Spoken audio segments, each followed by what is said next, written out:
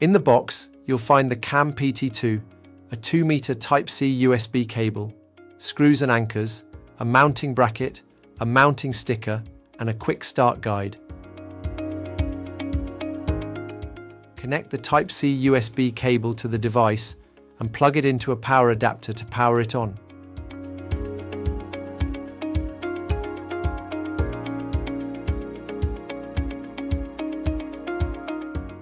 Open the eWeLink app and scan the QR code on the bottom of the camera.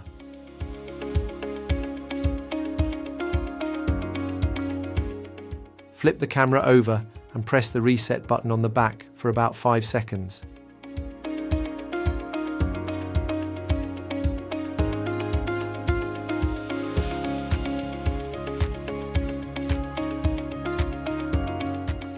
The pairing indicator should start flashing.